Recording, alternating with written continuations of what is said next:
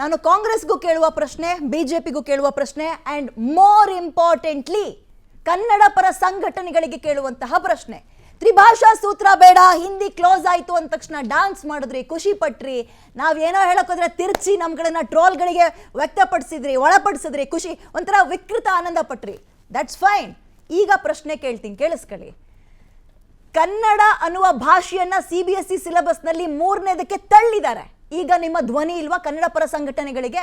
ಕಾಂಗ್ರೆಸ್ನವ್ರಿಗೆ ಈಗ ಸೊಲ್ಲಿಲ್ವಾ? ಹಾಗಾದ್ರೆ 3ನೇ ಭಾಷೆಯಿಂದ 1ನೇ ಭಾಷೆಗೋ ಅಟ್ಲೀಸ್ಟ್ 2ನೇ ಭಾಷೆಗೋ ತರಬೇಕು, ಅದು ಗೊತ್ತಿಲ್ವಾ? ಅದು ಹಿಂದಿ ಹೇರಿಕೆ ಅಲ್ವಾ? ಆಗ್ಲಿಲ್ಲ. CBSE ಕೇಂದ್ರಕ್ಕೆ ಸಂಬಂಧಪಟ್ಟಂತಹ ಸಿಲೆಬಸ್ಸು ನಮ್ಮ ಕೈಲಿ ಕಂಟ್ರೋಲಿಗೆ ತಗೊಳಕ್ಕಾಗ್ಲಿಲ್ಲ ಅಂದ್ರೆ CBSE ಸ್ಕೂಲ್ಗಳನ್ನು ಯಾರ್ಯಾರು ನಡೆಸ್ತಾ ಇದ್ದೀರಿ ರಾಜಕಾರಣಿಗಳು? ಮುಚ್ರಿ ಸ್ಕೂಲ್ನ, ತಾಕತ್ತಿದ್ರೆ ನೋಡೋಣ, ಮುಚ್ರಿ ನೋಡೋಣ. ಅದು ಕನ್ನಡ ಮೇಲಿನ ಪ್ರೀತಿ. ರಾಜ್ಯದಲ್ಲಿ ಕನ್ನಡ ಆಪ್ಷನಲ್ ಆಗಿರಬಾರ್ದು. ಹಿಂದಿ ಕಲ್ತ್ಕೋಬೇಕಾ ಬೇಡವಾ ನಿಮಗೆ ಬಿಟ್ಟಿದ್ದು. ಅಗೇನ್ ನಾನು ಹೇಳ್ತಾ ಇದ್ದೀನಿ, ಹಿಂದಿ ವಿರೋಧಿ ಮಾಡ್ತಾ ಇಲ್ಲ ನಾನು. ಹಿಂದಿ ಭಾಷೆಯನ್ನ ಕಲ್ತವಂತವ್ರು ಒಂದು 4 ಕಡೆ ಅನ್ನ ತಿಂತಾ ಇದ್ದಾರೆ. ಹಿಂದಿನ ನಾನು ವಿರೋಧನೂ ಪಡಿಸೋಕೆ ಹೋಗಲ್ಲ, ಪರನೂ ಮಾತಾಡಕ್ ಹೋಗಲ್ಲ. ಬಟ್ ರಾಜ್ಯದಲ್ಲಿ ಕನ್ನಡ ಅಂತ ಬಂದಾಗ ಕನ್ನಡ ಹೇರಿಕೆ ಇಂಪಾರ್ಟೆಂಟ್. ಆಹಾರದಲ್ಲಿ ಹೇರಿಕೆ ಇದೆಯೋ ಇಲ್ವೋ ಗೊತ್ತಿಲ್ಲ. ಕೃಷ್ಣನ ಹೆಸರಲ್ಲಿ ನೀವು ವಿವಾದವನ್ನ ಮಾಡ್ತಾ ಇದ್ದೀರಿ, ಅದು ಕೃಷ್ಣ ನದಿನ ಅಥವಾ ದೇವರ ಹೆಸರ? ಕ್ಲಾರಿಟಿ ಕೊಡಿ. ನಂಬರ್ 1, ಸಮತೋಲನ ಆಹಾರಕ್ಕೂ ಸಾತ್ವಿಕ ಆಹಾರಕ್ಕೂ ಬಹಳ ಜಗಜಾಂತರ ವ್ಯತ್ಯಾಸ ಇದೆ. ಸಾತ್ವಿಕ ಆಹಾರವನ್ನ ಕನ್ನಡ ಪಠ್ಯ ಪುಸ್ತಕದೊಳಗೆ ತರಬೇಡಿ, ಯಾಕಂದ್ರೆ ಅದು ಧರ್ಮ ಅಲ್ಲ, ಅದು ಜ್ಞಾನದ ಕೇಂದ್ರ. ನಂಬರ್ 2. ನಂಬರ್ 3 ತುಂಬಾ ಇಂಪಾರ್ಟೆಂಟ್, ಕನ್ನಡವನ್ನ ಮೂಲೆ ಗುಂಪು ಮಾಡಬೇಡಿ. CBSE ಸಿಲೆಬಸ್ BJP ಅವ್ರಿಗೆ ಕೇಳ್ತಾ ಇರೋದು, R3 ತರಬೇಡಿ, 3ನೇ ಭಾಷೆ ಅಲ್ಲ. ಅಂಡ್ ನಂಬರ್ ಕಾಂಗ್ರೆಸ್ ಕೇಳೋ ಪ್ರಶ್ನೆ, ತಾಕತ್ತಿದ್ರೆ ಹಿಂದಿಯನ್ನ ನೀವು ವಿರೋಧ ಮಾಡ್ತೀರಿ, ಕನ್ನಡವನ್ನ ಅಚ್ಚುಕಟ್ಟಾಗಿ ಮೆಚ್ಕೊಳ್ತೀರಾ ಅಂದ್ರೆ 3ನೇ ಭಾಷೆಯಿಂದ 1ಕ್ಕೋ ಅಥವಾ 2ಕ್ಕೋ ತನ್ನಿ. ಕನ್ನಡ ಪರ ಸಂಘಟನೆಗಳು ಈಗ ಬನ್ರಿ ಬೀದಿಗೆ, ಈಗ ಹೋರಾಟ ಮಾಡ್ರಿ. ಹಿಂದಿ ಬೇಡ ಅನ್ನೋದು ಸುಲಭ ಸರ್. ಕನ್ನಡವನ್ನ ತಂದು ಮೊದಲಿಗೆ ಕೂರ್ಸೋದಿದೆಯಲ್ಲ, ಅದು ತಾಕತ್ತಿನ ಕೆಲಸ, ಅದು ಸವಾಲಿನ ಕೆಲಸ. ಅದನ್ನ ಕನ್ನಡ ಪರ ಸಂಘಟನೆಗಳು ಮಾಡ್ತಾರ ಇಲ್ವಾ? ಕಾದ್ ನೋಡೋಣ. ಎಸ್ ಯದುಕುಮಾರ್ ಅವರೇ, ಯಾಕೆ ಕೇಂದ್ರದವರಿಗೆ ನಮ್ಮ ಭಾಷೆ ಮೇಲೆ ಅಷ್ಟೊಂದು ಅಸಡ್ಡೆನಾ? ಬೇಡವಾ ಕನ್ನಡ? ಆಪ್ಷನ್ ಅಲ್ಲ, ಆಪ್ಷನಲ್ ಅಂತ ನಾವು ಹೇಳಿ ಮೇಡಮ್, ನಾ ಹೇಳ್ತಾ ಇರುವಂತದ್ದು ನಮ್ಮ ಇದಕ್ಕೆ ರಾಜ್ಯಕ್ಕೆ ಬಂದಾಗ ವಿದ್ಯಾರ್ಥಿಗಳಿಗೆ ಆಪ್ಷನ್ ಇದು ಚಾಯ್ಸ್ ಇರುತ್ತೆ. ಅವರು ತಮ್ಮ ಮೇಡಮ್ ಅವರು ತಮ್ಮ ಭಾಷೆಯನ್ನ ಮೇಡಮ್ ಸಂಸ್ಕೃತನೂ ತಗೋಬಹುದು, ಕನ್ನಡನೂ ತಗೋಬಹುದು.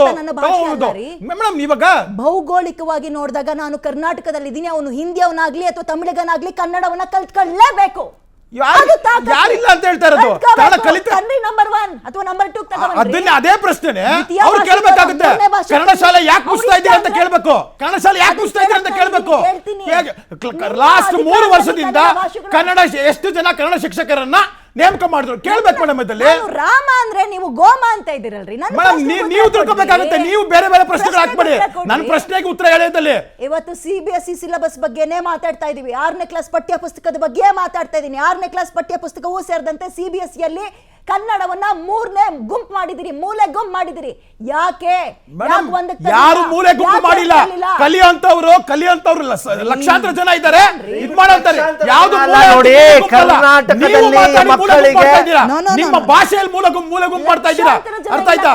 ಅದನ್ನ ಕಲಿಯೋರು ಲಕ್ಷಾಂತರ ಜನ ಅಲ್ಲ, ಕರ್ನಾಟಕದ ಸಾವಿರಾರು ಶಾಲೆಗಳನ್ನ ಮುಚ್ತಾ ಇರೋದನ್ನ, ಸಾವಿರಾರು ಕನ್ನಡ ಶಾಲೆಗಳನ್ನ ಮುಚ್ತಾ ಇರೋದನ್ನ ಕೇಳಿ. ಅವ್ರಿಗೆ ಧೈರ್ಯ ಇದ್ರೆ ವಾಟ್ಸ್ಆಪ್ ಯೂನಿವರ್ಸಿಟಿಯ ನೀವು ಪ್ರಶ್ನೆ ಉತ್ತರ ರಾಜ್ಯದಿಂದ ಆಯ್ಕೆಯಾದ 19 ಸಂಸದರು, ನಿರ್ಮಲಾ ಸೀತಾರಾಮನ್ ಅವರು ಬ್ಯಾಂಕಿಂಗ್ ಎಕ್ಸಾಮ್ ಅಲ್ಲೂ ಕೂಡ ಹಿಂದಿ ಏರಿಕೆ ಮಾಡುತ್ತಿದ್ದಾರೆ. ರೈಲ್ವೆ ಎಕ್ಸಾಮ್ ಅಲ್ಲೂ ಕೂಡ ಹಿಂದಿ ಏರಿಕೆ ಮಾಡ್ತಿದ್ದಾರೆ. ರಾಜ್ಯದಿಂದ ಆಯ್ಕೆಯಾದ 19 ಸಂಸದರು, ಬಿಜೆಪಿ ಸಂಸದರು ಕರ್ನಾಟಕದ ಪರವಾಗಿ, ಕನ್ನಡದ ಪರವಾಗಿ ನಯಾ ಪೈಸದ ಮಾತು ಚಕಾರತ್ತಿಲ್ಲ. ಅವರು ದಿವಾಳಿತನ, ಬ್ಯಾಂಕ್ರಪ್ಸಿ ತೋರಿಸಿದೆ. ಅವರು ರಾಜ್ಯದ ಪರವಾಗಿ, ಕರ್ನಾಟಕದ ಪರವಾಗಿ ಈ ರಾಜ್ಯದ ಸಂಸದರು ಯಾವತ್ತೂ ಮೇಲ್ದಂಡ ಯೋಜನೆ ಆಗಿರಲಿ, ಕಳಸ ಬಂಡೂರು ಯೋಜನೆ ಆಗಿರಲಿ, ಇಲ್ಲ ಮೇಕೆ ದಾಟು ಯೋಜನೆ ಆಗಿರಲಿ, ರಾಜ್ಯದ ಬಗ್ಗೆ ಈ ಬಿಜೆಪಿ ಸಂಸದರು ಯಾವತ್ತೂ ಕೂಡ ನಾಚಿಕೆ ಆಗ್ಬೇಕಾಗುತ್ತೆ. ಈ ಬಗ್ಗೆ ಯಾವತ್ತೂ ರಾಜ್ಯದ ಬಗ್ಗೆ ರಾಜ್ಯದ ಬಗ್ಗೆ ಬದ್ಧತೆ ತೋರಿಸಿ, ರಾಜ್ಯದ ಜಲ ಬಗ್ಗೆ ಬದ್ಧತೆ ತೋರಿಸಿ. ನಿಮ್ಮ ಕೇಳಿಸ್ತಾ ಇಲ್ಲ, ಯಾರಿಗೂ ಕೇಳಿಸ್ತಾ ಪರವಾಗಿಲ್ಲ ಇಲ್ಲ. ಮೇಡಮ್, ಅದ್ರಲ್ಲಿ ನಮ್ಮ ಪರವಾಗಿಲ್ಲ ಒಂದು ಏನು ವಾದ ರೀ. ಇದೆ ಅಂತ ನಾವು ಮಾತಾಡ್ತಾ ಸುಮ್ಮನೆ ಇದ್ದೀವಿ. ಇಲ್ಲದೆ ಇರೋ ಅಂತ ಹೇಳುವಂತದಕ್ಕೆ ಕೇಳುವಂತದ್ದಲ್ಲ. ನಾವು ನಾವು ಇರೋದನ್ನ ಹೇಳ್ತಾ ಇರೋದು. ನೀವೇನ್ ಮಾಡ್ತಾ ಇದ್ದೀರಿ? ರಾಜ್ಯ ಸರ್ಕಾರ ಏನ್ ಮಾಡ್ತಾ ಇದೆ?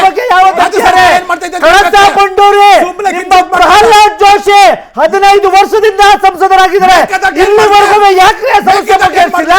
ರಾಜ್ಯ ಅಲ್ಲ ಮಾತಾಡ್ರಿ ಸರ್ ಮಾತಾಡ್ರಿ ಮಾತಾಡ್ರಿ ಭಾಷೆ ಬಗ್ಗೆ ಕಳಸಾ ಬಂಡೂರಿ ಭಾಷೆ ಬಗ್ಗೆ ಮಾತಾಡ್ರಿ. ಭಾಷೆ ಬಗ್ಗೆ ಮಾತಾಡಿ. ಭಾಷೆ ಬಗ್ಗೆ ಮಾತಾಡಿ. ಆಡಿಯೋ ಮ್ಯೂಟ್ ಮಾಡ್ರಿ ಬಿಜೆಪಿ ಮತ್ತು ಕಾಂಗ್ರೆಸ್ನವ್ರದ್ದು. ನಾವು ಮಾತಾಡ್ತಾ ಇರೋದೇ ಜನರಿಗೆ ಕೇಳಿಸ್ಲಿ ಅಂತ. ಲಾಸ್ಟ್ ಕಾಮೆಂಟಿಗೆ ನಾನು ಅವಕಾಶ ಮಾಡ್ಕೊಡ್ತೀನಿ. Shashi sir please go ahead. ಅದೇ ನಾನು ಹೇಳೋದು ಎಲ್ಲೆಲ್ಲಿಂದ ಎಲ್ಲಿಗೂ ಹೋಗೋದು ಬೇಕಾಗಿಲ್ಲ. ಇಲ್ಲಿ ಕೃಷ್ಣ ಇಂಪಾರ್ಟೆಂಟ್, ಸಮತೋಲನ ಆಹಾರ ಇಂಪಾರ್ಟೆಂಟ್, ಅದಕ್ಕಿಂತಲೂ ಹೆಚ್ಚಿನದಾಗಿ ಕನ್ನಡ ಇಂಪಾರ್ಟೆಂಟ್. ಭಾಷೆಯ ಮೇಲೆ ಇವಾಗ ತ್ರಿಭಾಷಾ ಸೂತ್ರವಿ ಶೂಲ ನಮ್ಮ ವಿದ್ಯಾರ್ಥಿಗಳಿಗೆ ಅಂತ ಕುವೆಂಪು ಅವರು ಹೇಳ್ತಾರೆ. ಇದನ್ನ ಕಾಂಗ್ರೆಸ್ನವರೇ ಇಂಪ್ಲಿಮೆಂಟ್ ಮಾಡಿದ್ದು. ಆಯ್ತು, ತಡೀರಿ, ಕಾಂಗ್ರೆಸ್ನವರು ಹೇಳ್ತಾರೆ. ಆರಂಭಿಸಿದ್ದು ಅದನ್ನ ಯಾಕಂದ್ರೆ ಈ ಕೇಂದ್ರ ಸರ್ಕಾರದಲ್ಲಿ ಇರ್ತಕ್ಕಂಥವ್ರು ಏನೋ ಹಿಂದಿ ಓರಿಯೆಂಟೆಡ್ ಬೆಲ್ಟ್, ಅದು ಹಿಂದಿಯಾಗಿರ್ತಾರೆ. ಸೊ ಆದ್ದರಿಂದ ಅದಕ್ಕೆ ಹೆಚ್ಚು ಮಹತ್ವ ಕೊಡ್ತಾರೆ. ಒಂದು ರಾಷ್ಟ್ರ ಒಂದು ಭಾಷೆ ಅಂತ ಹೇಳ್ಬಿಟ್ಟು ಹೇಳ್ತಾ ಬಂದಿರ್ತಾರೆ. ಇವಾಗ BJP ಮತ್ತು ಕಾಂಗ್ರೆಸ್ ಎರಡೂ ಸಹಿತ ಭಿನ್ನ ಅಲ್ಲ ಈ ವಿಷಯಕ್ಕೆ ಸಂಬಂಧಪಟ್ಟ ಹಾಗೆ. ಸೊ ಆದ್ದರಿಂದ ಆಮೇಲೆ ಸರ್ ದಯವಿಟ್ಟು ಕರ್ನಾಟಕದಲ್ಲಿ ಶಾಲೆಗಳು ಇವತ್ತು ಮುಚ್ಚಿದ್ದಲ್ಲ, BJP ಸರ್ಕಾರದಲ್ಲೂ ಮುಚ್ಕೊಂಡಿದ್ದಾವೆ, ಇವಾಗೂ ಮುಚ್ಚಿದ್ದಾವೆ. ಆಮೇಲೆ ಅಲ್ಲಿ ಆವಾಗೂ ಸಹಿತ ಶಿಕ್ಷಕರ ನೇಮಕಾತಿ ಆಗಿರಲಿಲ್ಲ, ಇವಾಗೂ ಆಗಿರಲಿಲ್ಲ, ಇನ್ಮೇಲೆ ಮಾಡ್ತೀವಿ ಅಂತ ಹೇಳ್ತಾ ಇದ್ದಾರೆ. ಒಟ್ಟಾರೆಯಾಗಿ ಅದಕ್ಕೂ ಸಂಬಂಧಪಟ್ಟದ್ದು ಇದೇ CBSE, ಇದೇ ಖಾಸಗೀಕರಣ, ಇದೇ ಖಾಸಗಿ ಶಾಲೆಗಳು, ಹೆಚ್ಚು ಹೆಚ್ಚು ಖಾಸಗಿ ಶಾಲೆಗಳು ವೈಭವೀಕರಣ ಮಾಡಿ ಅವರು ಇಂಗ್ಲೀಷಲ್ಲಿ ಪಟ ಮಾತಾಡಬೇಕು, ಅವ್ರಿಗೆ ಭವಿಷ್ಯ ಇದೆ ಅನ್ನುವಂಥ ಒಂದು ಪರಿಕಲ್ಪನೆಯನ್ನು ಭ್ರಮೆಯನ್ನು ಹುಟ್ಟಿಸ್ತಾ ಇದ್ದಾರೆ. ಆದ್ದರಿಂದ ಕೂಲಿ ಮಾಡ್ತಕ್ಕಂಥವ್ರು ಸಹಿತ ಬಟ್ಟೆ ಕಟ್ಕೊಂಡ್ಬಿಟ್ಟು ತಮ್ಮ ಮಕ್ಕಳನ್ನ ಖಾಸಗಿ ಶಾಲೆ ಸೇರತಕ್ಕಂಥ ಒಂದು ಪರಿಸ್ಥಿತಿಗೆ ತಂದಿದ್ದಾರೆ. ಸೊ ಆದ್ದರಿಂದ ಮೊದಲು ಭಾಷೆ ಅನ್ನೋದು ಏನು ಅಂತಂದ್ರೆ ಖಾಸಗಿ ಶಾಲೆಗಳೆಲ್ಲವನ್ನೂ ಸಹಿತ ರಾಷ್ಟ್ರೀಕರಣ ಮಾಡಿ ಹಾಕ್ಬಿಡ್ಬೇಕು. ಎಲ್ಲ ರಾಷ್ಟ್ರೀಕರಣ ಮಾಡಿಬಿಡಿ. ಯಾಕಂತಂದ್ರೆ ಒಂದೇ ರೀತಿಯ ಸಮಾನ ಶಿಕ್ಷಣ ನೀತಿ, ಈ ಅಸಮಾನ ಶಿಕ್ಷಣ ನೀತಿ ಹೋಗಬೇಕು. ಸಮಾನ ನ್ಯೂ ಎಜುಕೇಶನ್ ಪಾಲಿಸಿ ಬೇಡ, ನೀವು ಹೇಳ್ದಂಗೆ ಎಲ್ರಿಗೂ ಕೈಗೆ ಸಿಗುವಂತಹ ಶಿಕ್ಷಣ ಬೇಕು. ಸಮಾನ ಉಚಿತ ಮತ್ತು ಸಮಾನ ಶಿಕ್ಷಣ ಎಲ್ಲರಿಗೂ ಬೇಕಾಗುತ್ತೆ. ಶ್ರೀಮಂತರ ಮಗ ಇದ್ರು ಕಲಿಬೇಕು, ಬಡವನ ಮಗನು ಅದನ್ನೇ ಕಲಿಬೇಕು. ಇಂಥದನ್ನು ತೆಗೆದುಕೊಂಡು ಬರ್ತಕ್ಕಂಥ ಕೆಲಸ ಮೊದಲು ಮಾಡಬೇಕಾಗಿದೆ. ಶಾಸ್ತ್ರಿಗಳೇ, ನಾನು ಹೇಳ್ತೇನೆ, ಈ ಪುಸ್ತಕ ಪಠ್ಯ ಪುಸ್ತಕ ಬರುವಾಗ ಕರ್ನಾಟಕದ ಯಾವುದೇ ಶಿಕ್ಷಣ ತಜ್ಞರನ್ನು ಅವರು ಸಂಪರ್ಕ ಮಾಡಿಲ್ಲ ಅಂದರು. ಅದನ್ನು ನಿನ್ನೆ ನೋಡುವಾಗ ಆ ಪುಸ್ತಕದಲ್ಲಿ ಅನೇಕ ಜನ ಅಂದರೆ ಇಲ್ಲಿ 10 ಲಿಸ್ಟ್ಗಳು 10 ಹೆಸರಿದೆ. ಅವ್ರು ಯಾರು ನನಗೂ ಗೊತ್ತಿಲ್ಲ. ನಾನು ಹೇಳ್ತೇನೆ ಒಂದು ಗೊತ್ತಿಲ್ಲ. ಮತ್ತು ಅಲ್ಲಿ ಸಂಪರ್ಕ ಎಲ್ಲರೂ ಹಿಂದೂ ಧರ್ಮದವರು ಏನಲ್ಲ, ಅಲ್ಲಿ ಎಲ್ಲರೂ ಇದ್ದಾರೆ. ಆ ಒಂದು 10 ಜನರಲ್ಲಿ ಸಂಪರ್ಕ ಮಾಡಿದ್ದಾರೆ ಅಂತ ನಿನ್ನೆ ಹೇಳಿದರು. ಇದರ ಜೊತೆಗೆ ಅವರು ಕೃಷ್ಣಾ ನದಿ ಅಂತ ಹೆಸರಿಟ್ಟಿದ್ದಾರೆ ಅಂತ NCERT ಅವರು ಸ್ಪಷ್ಟೀಕರಣ ಕೊಟ್ಟಿದ್ದಾರೆ. ಅದು ನದಿ ಹೆಸರು ಅಂತ ಯಾಕೆ ಅವ್ರು ಇಟ್ಟಿದ್ದಾರೆ ಎಂಬುದಕ್ಕೆ ನಾನು ಹೇಳ್ತಾ ಇದ್ದೇನೆ. ಉಳಿದ ಪುಸ್ತಕಕ್ಕೆ ನದಿ ಹೆಸರುಗಳಿದೆ, ಅದಕ್ಕೂ ಈ ಪುಸ್ತಕಕ್ಕೂ ನದಿ ಹೆಸರು ಇಟ್ಟಿದ್ದಾರೆ ಅಂತ ಒಂದು ಹೇಳ್ತೀನಿ ಕೇಳಿ. ಅದೇ ಹೇಳ್ತೇನೆ, ಆ ಶಬ್ದ ತಪ್ಪಾಗಿರ್ಬೋದು. ಅದಕ್ಕೆ ಒಂದು ನಿಮಿಷ ಮುಗಿಸ್ಬಿಡ್ತೀನಿ, ಪೂರ್ಣ ಕೇಳಿ. ಆ ಹೆಸರು ತಪ್ಪು, ಕೃಷ್ಣ ಅನ್ಬೇಕಾಗಿತ್ತು, ಕೃಷ್ಣ ಅನ್ಬೇಕಾಗಿ ಹೆಸರು ಅನ್ಬೇಕಾಗಿತ್ತಲ್ಲ, ಮೊದಲು ಮಾಡಿ ಇಂಪ್ಲಿಮೆಂಟ್ ಇಟ್ ಕೇಳಿ. ಅವ್ರ ಹೆಸರು ಇಟ್ಟಿದ್ದಾರೆ. ಒಂದು ನಿಮಿಷ ಕೇಳಿ. ನನ್ನ ನದಿಗಳ ಹೆಸರು ಏನ್ ಸಂಬಂಧ ಅಂತ ಒಂದು ನಿಮಿಷ.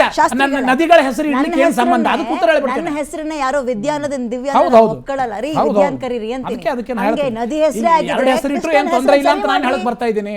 ನದಿ ಹೆಸರಿಟ್ರು ಯಾತಕ್ಕೆ ನದಿ ಹೆಸರಿಟ್ಟಿದ್ದಾರೆ ಅಂತಂದ್ರೆ, ನೀವು ಹೇಳಿದ್ರೆ ಸಮತೋಲನ ಆಹಾರ, ಸಾತ್ವಿಕ ಆಹಾರ ಯಾವುದೇ ಇರಲಿ, ಆಹಾರ ಪದಾರ್ಥಗಳು ವಿಶೇಷವಾಗಿ ಹಿಂದಿನ ಕಾಲಕ್ಕೆ ಅಂದರೆ ಹಣ್ಣು ತರಕಾರಿ ಎಲ್ಲ ನದಿ ತೀರದಲ್ಲೇ ಸಿವಿಲೈಸೇಷನ್ ಅಂತ ನಾನು ಹೇಳೋದಲ್ಲ, ನಾಗರಿಕತೆ ಬೆಳೆದುಕೊಂಡು ಬಂದದ್ದೇ ನದಿ ತೀರಗಳಲ್ಲಿ.